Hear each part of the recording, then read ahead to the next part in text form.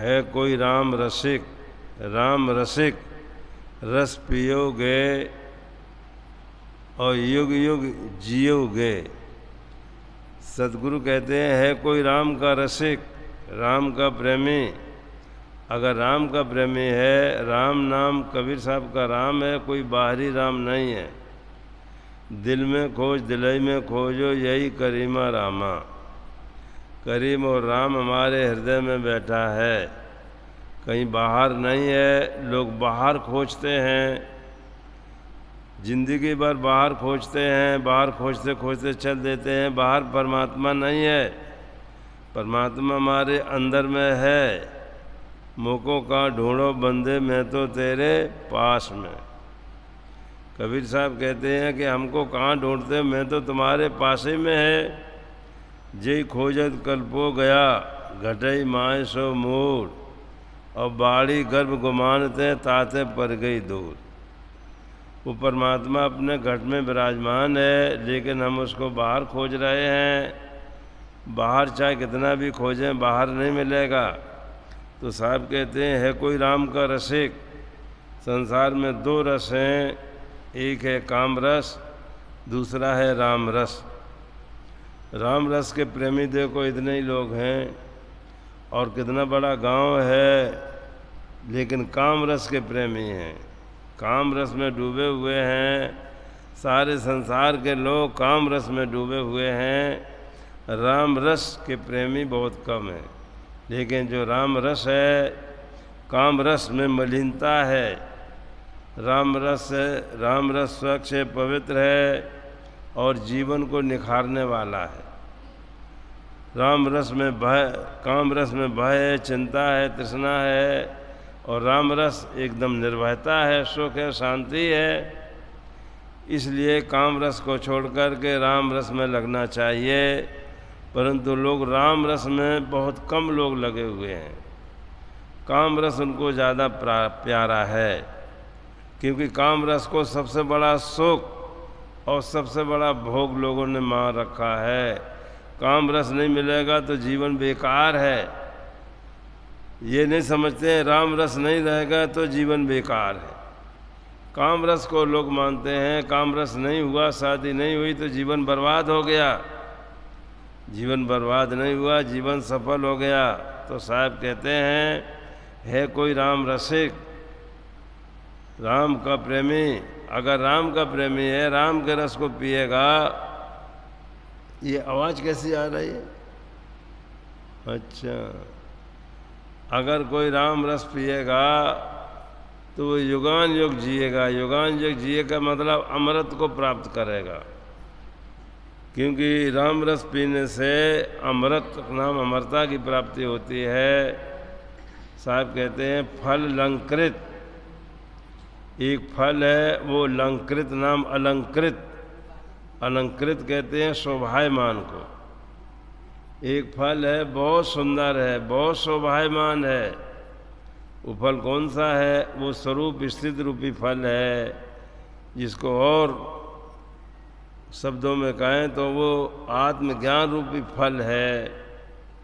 वो फल ऐसा है कि बहुत सुंदर है, उसमें बीज नहीं बकला, उसमें बीज भी नहीं है, बकला भी नहीं है। बीज नाम वासना,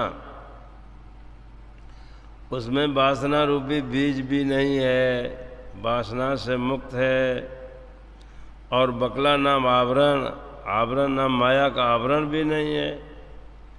स्वरूप स्थिति रूपी ऐसा फल है जिसके अपने स्वरूप में, अपनी चेतना में, अपने आप में स्थिति हो गई है, अपने आप में रमण कर गया है, वो सभी वासनाओं से मुक्त हो गया।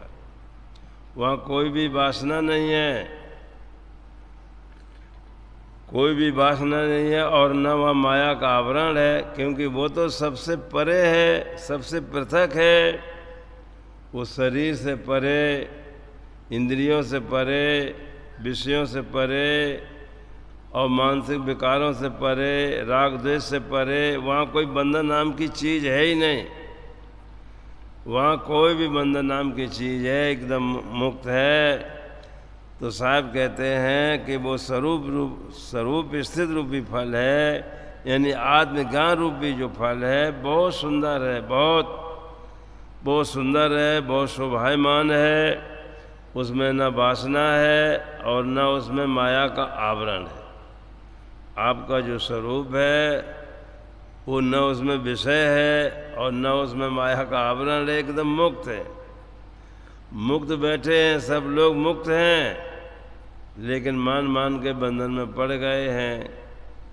इसलिए मानना छोड़ दें तो जीव मुक्त है। जीव में कोई भी बंधन नहीं है। अगर जीव में बंधन होता तो कभी उसका मुक्त नहीं हो सकता था, और यहाँ सब बंधनों को छोड़ करके मुक्त होते हैं। तो इसलिए स्वरूप स्थित रूपी जो फल है, यानी आत्मज्ञान रूपी जो फल है, बहुत सुंदर है, बहुत शोभायमान है, और उसमें बीज और बकला कुछ नहीं है। बीज नाम वासना, उसमें वासना भी नहीं है और उसमें माया का आवरण भी नहीं है। बीज नहीं बकला, सुख पक्षी ता रस खाई। सुख पक्षी का मतलब है साधक रूपी पक्षी। पक्षी उसको क्या समझेंगे?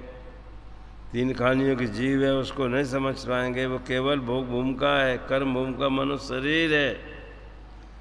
तो मनुष्य शरीर है, ये कर्म भूमि का है। तो यहाँ जो साधक रूपी पक्षी हैं, उस साधक रूपी पक्षी ही उसका रसास्वादन ले रहे हैं। वो स्वादन ले रहे हैं, वो अपना स्थित करते हैं, अभ्यास करते हैं और ध्यान करते हैं। ध्यान में जब मन मौन हो जाता है, मन कहीं नहीं जाता है, मन अपने आप में स्थित हो गया, तो कितनी गहरी शांति है। वो सोचता है कि अभी तक हम अपने जीवन में इधर उधर भटकते रहे, बर्बाद करते रहे। जीवन कितना अनंत है, जीवन कितना महान है, लेकिन उसने महान जीवन को जाना ही नहीं, जानते ही नहीं, और बाहरी क्रियाक्रम में लगे रहते हैं और बाहरी कर्म कांड में पढ़ कर के अपना जो ज्ञान विचार है उसको खो देते हैं। तो साहब कहते हैं कि फल लंकृत बीज नहीं बकला, सुख पक्षी ता रस खाई। जो सुख पक्षी हैं, साधक रूपी पक्षी है, उसका रसास्वादन ले रहे हैं, उसका अनुभव कर रहे हैं, उसकी अनुभूति कर रहे हैं। लोगों को अपनी वाणी से तो है कि मैं चेतन हूँ, मैं जीव हूँ, मेरा कभी नाश नहीं होता है, ऐसा तो सब लोग कहते हैं, लेकिन उसकी अनुभूति नहीं है, उसकी रहनी नहीं है। रहनी होनी चाहिए। जब तक रहनी नहीं होगी, केवल वाणी से कहने से कुछ नहीं होगा। हम जानते हैं कि भूत प्रेत नहीं होते हैं, जानते हैं, लेकिन जब कहीं आधी रात के कहीं बाहर गए और जरा भी पेड़ का पत्ता खरका तो चोटी ठंडा जाती है कि हाय भूत आ गया। जानते हैं, लेकिन उसकी अनुभूति नहीं है, उसका अनुभव नहीं है। तो इसी प्रकार से हम जानते हैं कि मैं अजर हूँ, अमर हूँ, अखंड हूँ, अविनाशी हूँ, मेरा कभी नाश नहीं होता है, ये जानते हैं, लेकिन उस प्रकार से हमारी रहनी नहीं है, उस प्रकार से हमारा आचरण नहीं है। उस प्रकार से रहनी नहीं होगी, आचरण नहीं होगा तो काम बनने वाला नहीं है। काम तभी बनेगा जब उस प्रकार से रहनी होगी। कबीर साहब ने कहा है कि करनी करे सो पूत हमारा, कथनी कथे सो नाती, और रहनी रहे सो गुरु हमारा, हम रहनी के साथी। करनी करे सो पूत हमारा, करनी नाम आचरण, दिव्य आचरण। जो दिव्य आचरण से चलता है, श्रेष्ठ आचरण से चलता है, वो हमारा पुत्र है। पुत्र का संबंध खून से होता है। पुत्र लोगों का बहुत प्यारा होता है, चाहे भले काना हो, खुदरा हो, वैसा हो, लेकिन हमारा पुत्र है। तो पुत्र का संबंध खून से होता है, बहुत नज़दीक से होता है, और लोगों को पुत्र बहुत प्यारा होता है। पुत्र के लिए जान दे देते हैं। तो करनी करे सो पूत हमारा, जो करनी करता है, जो अच्छे आचरण से चलता है, वो हमारा पुत्र है। और कथनी कथे सुनाते, और जो केवल ज्ञान के विचारों का कथन कर रहा है, ज्ञान की बातों का केवल कथन करता है, उसको आचरण नहीं करता है, वो नाती है। नाती किसे कहते हैं?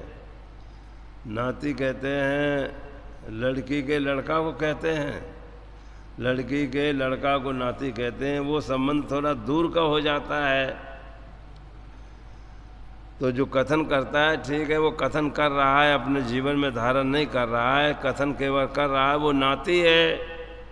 और रहनी रहे सो गुरु हमारा, जो रहनी में रहता है वो हमारा गुरु है और हम उसके साथी हैं। तो करनी होती है इंद्रियों के द्वारा। जब इंद्रियों को एकदम चुप कर लेते हैं, बस में कर लेते हैं, मन इंद्रियाँ जब बस में हो जाती हैं, और करनी होती है इंद्रियों के द्वारा, और कथनी होती है वाणी के द्वारा। वाणी के द्वारा भी कथन कर रहे हैं,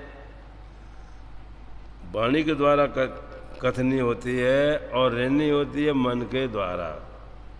जब मन हमारा चुप हो जाए, मन कुछ न सोचे, मन में कुछ सोचना ही नहीं, क्योंकि अपने स्वरूप से बढ़कर, अपनी आत्मा से बढ़कर संसार में कोई चीज़ है ही नहीं। कोई भी चीज़ ऐसी नहीं है जिसमें हम अपने मन को ठहराएं। सारी चीज़ें जड़ हैं, सारी चीज़ें हमसे पृथक हैं, सारी चीज़ें हमसे अलग हैं। तो हम अपने मन को कहाँ ले जाएं फालतू? उसको जब बोध हो जाता है कि जो चेतन है, जो जीव है, जनैया है, जो दृष्टा है, वो सबसे पार है, वो शरीर को भी जानने वाला है, इंद्रियों को भी जानने वाला है, विषयों को भी जानने वाला है, काम क्रोध को भी जानने वाला है, राग द्वेष को भी जानने वाला है, और वो सर्व को जाने से सर्वों से न्यारो रहे। वो तो मतलब सारे संसार को जानने वाला है। दृश्य का दृष्टा होता है, लेकिन दृष्टा का दृष्टा नहीं होता है। दृश्य का दृष्टा होता है। ये संसार है, ये दृश्य है, ये क्षणिक है, और इसका जानने वाला वो दृष्टा होता है। तो जब उसको दृष्टा का बोध हो गया, अपने आप का बोध हो गया और अपने आप में स्थित हो गया, उसके मुकाबले में संसार में कोई भी वस्तु नहीं है। सारी वस्तुएं हैं वो सब क्षणिक हैं, सब छूटने वाली हैं। जब उसको बोध हो जाता है कि मैं अखंड हूँ और उसमें स्थिति हो जाती है, तब उसका मन उसी में रम गया है। मन वहीं पर शांत होगा, मन वहीं शांत होगा। वहाँ जब वो उसमें स्थित हो जाएगा तो मन कहीं नहीं जाएगा। मन को आज तक हमने ऐसी कोई वस्तु ही नहीं दी जिसमें वो ठहर जाए। मन को हम देते हैं जड़ वस्तुएं, तो जड़ वस्तुओं से उसको संतुष्टि नहीं मिलती है, मन संतुष्ट नहीं होता है। इसलिए अपने आप का बोध प्राप्त करना चाहिए। जिंदगी में किसी ने कहा है, जिंदगी में जिंदगी का राज पाना चाहिए, मन और इंद्रियों को स्वस्थ रखना चाहिए, असत और आसक्ति का त्याग करना चाहिए, और अपने को जानकर मस्त रहना चाहिए। मस्ती अपने में है, लेकिन हमने बाहर मान लिए हैं, बाहर माने बैठे हैं, तो बाहर नहीं मिलेगी, मस्ती अपने में है। इसलिए सारी इच्छाओं को छोड़कर, सारी कामनाओं को छोड़कर, सारी वासनाओं का त्याग करके अपने आप में रमण करना चाहिए, क्योंकि वही हमारा स्वरूप है और वही हमारी स्थिति है, और वही हमारी स्वरूप स्थिति है। स्वरूप में स्थित हो गए तब उसको कहीं भटकना नहीं, अपने आप में मस्त हो गया। तो साहब कहते हैं, सुख पक्षी ता रस खाई। जो साधक रूपी पक्षी हैं वो उसका रसास्वादन ले रहे हैं, वो उसको जो है उसमें अपना स्थित हैं और वही अपना अभ्यास कर रहे हैं। तो साधक रूपी पक्षी ही उसका रसास्वादन लेगा।